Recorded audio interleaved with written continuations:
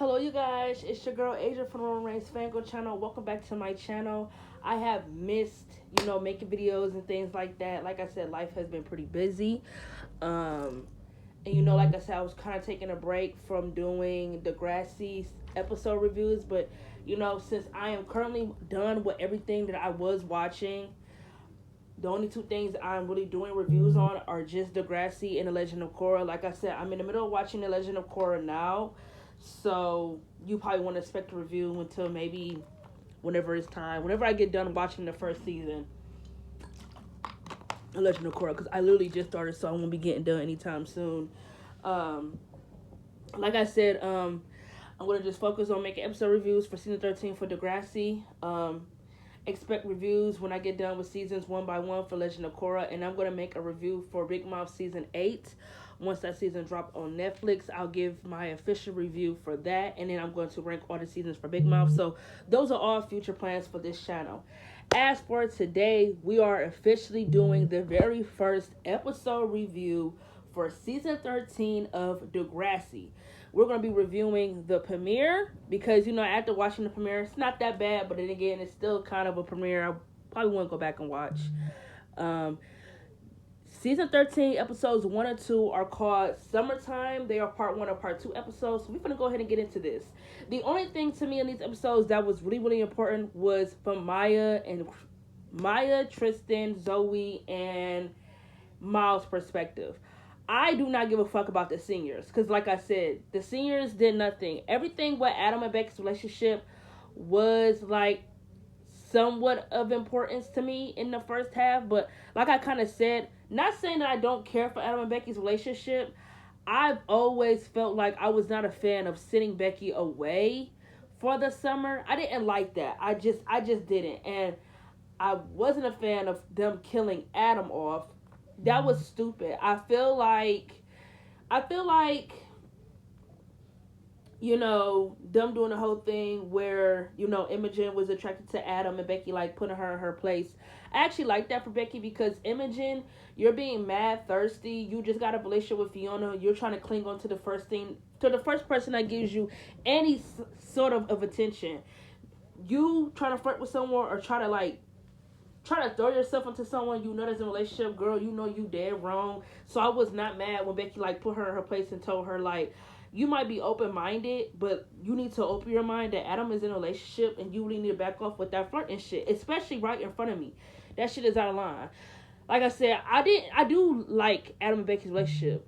I do wish once they got together, they would have given them more screen time, more build, so they could be in the conversation for, like, top couples for me. But I feel like once they put them together, they totally forgot about them.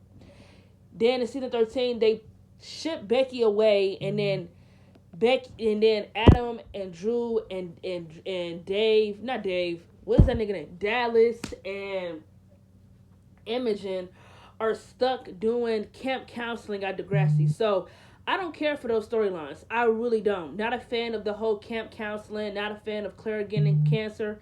I don't care for any of that. Like I said, Claire getting cancer always felt random as fuck to me. It felt like this was something they just thought of at the last moment and they needed to do something to make her character pop out in season 13. Because like I said, why the fuck did they not do an episode in season 12 or not carry that she can still feel effective for being harassed? Like, it's kind of like once they did the episode where the other intern who was working there told Claire that it did happen to her, that Asher not only did he harass her, but he assaulted her. I feel like you could have did something with that. Like, Claire could have went to court. Why didn't we see Claire? Like, why didn't we see any of that? It's like, oh, once the girl told Claire it happened to her too, it was just done and over with. I didn't like that. I feel like Claire just always been a character to me that I feel like they just did random shit with. And I feel like once they did the cancer storyline, I knew off top her character is just getting way too much. They wanted to give her character everything underneath the sun. The only really storyline I ever liked from Claire POV was the fucking sexual harassment storyline, because I felt like that was a good storyline, and it just hit more close, and it hit closer to home, being someone like me who's been in a situation like that before, to be harassed by someone that you trusted and things like that, and you never thought they would like try to force themselves onto you. So I understood where Claire came from when it came to that situation. That's probably why I like the storyline so much, because I connect with her in that situation.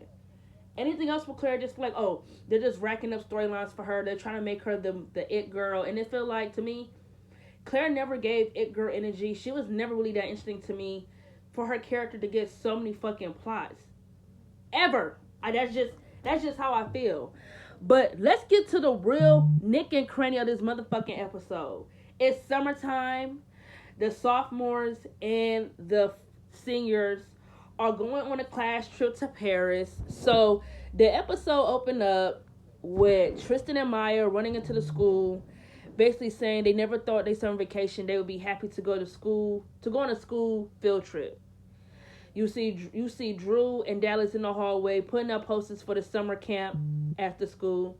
You see Miles at Degrassi. He's registering to start his school year here at the fall.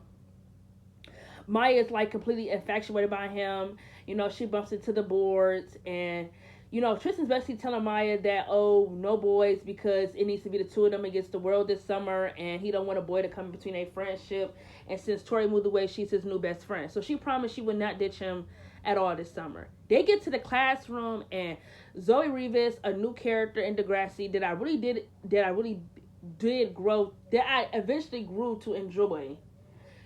Come in. She's from this fucking TV show called... What the fuck is the TV show called? That's why I got my motherfucking handy dandy phone. Because I always forget. So we're going to go ahead and look this shit up. Damn. And it's crazy because I just remembered this name of the TV show from the top of my head.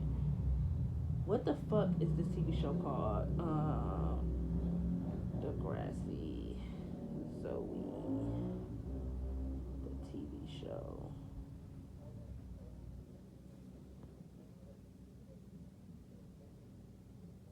West Drive. Okay, so Zoe is from this fucking popular ass teen drama show West Drive that Tristan watches. So she's basically was homeschooled when she was doing acting and stuff like that. But she told her mom that she wanted to take a break and actually still act, but she actually want to interact with kids her own age. So she will be joining Degrassi, joining them at school in the fall, and she's gonna be on a class trip. Her energy off top towards Maya is like, what the fuck? Like, the way she came at Maya just felt like, how do you have an issue with me and I don't even know anything about you? Like, these first two episodes, she literally had an issue with Maya. Like, it's like she had a bone to pick with Maya. And it's like, for what? Like, the way she was coming for my girl, I ain't fuck with that. But I feel like Zoe being the insecure mean girl, it fitted her character. And I like that after the situation that she got in this season, I like that her character didn't necessarily change. I like that she still was that bitch and that mean girl. Even more after her situation, when you would think she would change somewhat. If anything, she didn't. It made her more of a bitch. And you see her character doesn't really change or grow until next class. But the way she was coming at Maya, I did not like that. Like, how you gonna say you got tickets for a concert? You're talking to me and Tristan. It ain't like if she would have pulled Tristan aside and had a conversation with him, and then it's not like if Maya walked over in the middle of that conversation and she said, I got tickets to a concert, Tristan, you want to go? And Maya would be like, oh, fun, sounds like fun. Then she would have a reason to be like, girl, you just butted in our private conversation. But to have a attitude because you're telling Maya's best friend that, oh, I got tickets to a concert that we all can go to tonight, and she said sounds like fun, and you gonna say, oh, I guess you could come with us. And then this nigga Tristan is so fucking fake. He gonna say, ooh, he said, look like I'm gonna have a new best friend. Maya was like, I thought I was your best friend. And he gonna say, oh, it's nothing wrong with me having double of a best friend. This nigga Tristan is like fake as fuck, because how you gonna sit there and tell Maya to pinky swear that she's not going to ditch you this summer for no nigga, but you turn around and ditch her over a bitch the second she seems cooler or whatever. He literally ditched Maya in these episodes. Like, Maya was nice as fuck because I would have been letting like having Tristan ass have it. Maya was too fucking nice. She was nice as fuck because ain't no fucking way. Ain't no way. Like, Tristan, you're fake as fuck. Talking about, oh, what about your early curfew? Are you sure you're even gonna be able to go? First of all, why does Maya even have a curfew? It's summertime. I get it. You don't want your daughter or your kid to get into shenanigans over the summer, but it's fucking summer. It should not be stuck in the house. If she in school, she shouldn't be stuck in the house. Period. The only way she should be stuck in the house is if she had an off day if she went to work. That's it. But Maya should not be stuck in the house during no fucking summer. I actually did not like the idea of them going to Paris for summer vacation. I think I would have liked it a hell of a lot more had they stayed where they was at instead of going on a school trip. Or like I kind of said, you introduce Miles' character in this season. Miles is rich. He come from a very fancy ass family. Why couldn't he have done something where he could like take them to Beverly Hills? That would have been way more interesting. Taking them to Beverly Hills to his family's like secret mansion when they go on vacations. That would have been the bomb. Had they done like episodes where they were in Beverly Hills for a vacation. But maybe Degrassi couldn't afford a budget, so maybe that's why they couldn't have done that.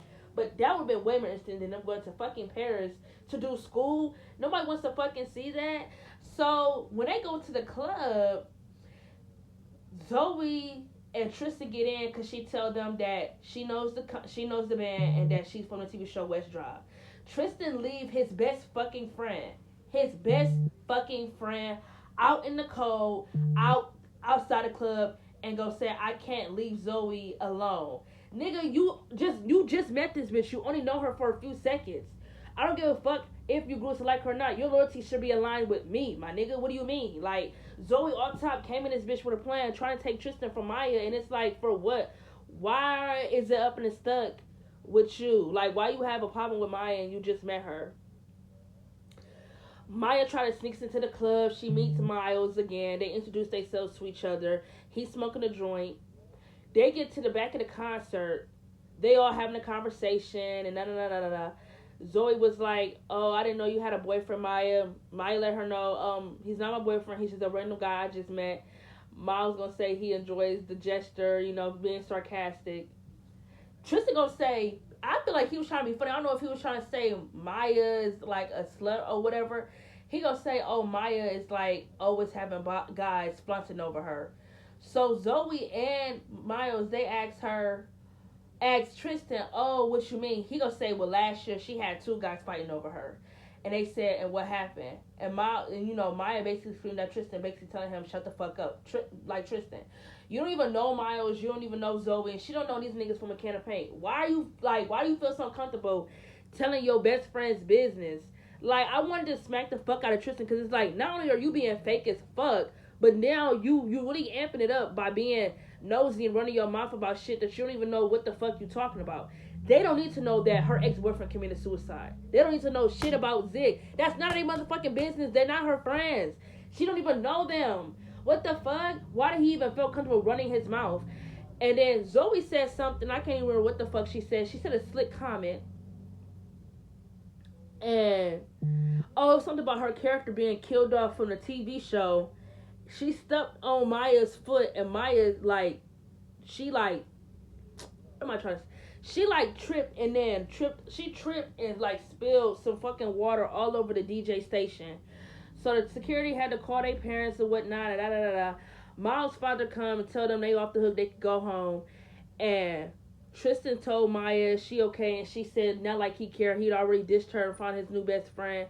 And he said he didn't ditch her. And she said, you did tonight. He gonna say he only ditched her because he's afraid she would ditch him over a guy. First of all, she didn't even know Miles. She literally just met this nigga. She just met him. It is not like she was talking to Miles outside the club. And it's not like he felt like she wasn't really paying attention to him. So that's why he went in with Zoe. That's like, all right, because you already broke your promise. You already told me no boys. It's just gonna be me and you.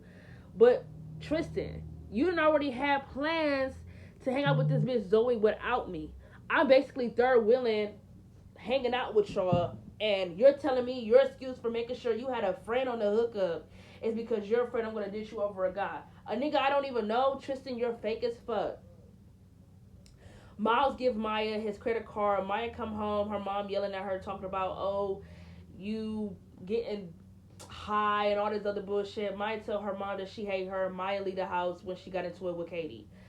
First of all, I feel like her mom was tripping. Yes, she's like a few minutes late, but it's like she's at a fucking concert. You feel me? Concerts don't necessarily end the time you want me to be home. I feel like as a mother, if you can't trust me to be home when I need to be home or whatever it is, or we come home safe, why let me go to the concert to begin with? Why let me go if you feel like you didn't have enough trust in me to begin with? That's my problem. You feel me? So in part two, the only thing I really care about in the part two thing was really the scenes with Maya being at Miles' house. So Maya basically tell Miles that her mother thinks she a badass and what and such and such. But when she was at the cafe with Tristan, she was basically telling Tristan that, you know, her mom basically thinks she's trying to be a badass, so she finna go and learn how to be a badass. And Tristan basically telling Maya she needs to stay the fuck away from Miles because he's giving like red flags, he's screaming trouble, and she don't want her to be around him. Maya goes to Miles' house, and his dad, you know, told Miles. Miles is like at the bar stealing booze and whatnot. Miles' dad telling Miles make sure none of the guests see. Miles asked her why she wanted me at his house, and she said her summer vacation is ruined because her mom didn't trust her because she came home late. He like, boo-hoo, that's not my problem. And she said she need a lesson in troublemaking. He said, follow me this way, grasshopper. So they on top of the fucking balcony of his mansion. They drinking this whiskey, you know, drowning it, getting drunk. She asked him what's with the celebration and shit like that, and he said his dad is running for mayor in the fall. So this is where we meet Winston and everything like that. So this to me was like the first like glimpse into me really loving Miles' character. Miles' character was given bad boy, rich kid, you know, delinquent, you know, get into bad shit, and this is when we see him and Winston's friendship. Maya, dumbass, drops the whiskey bottle.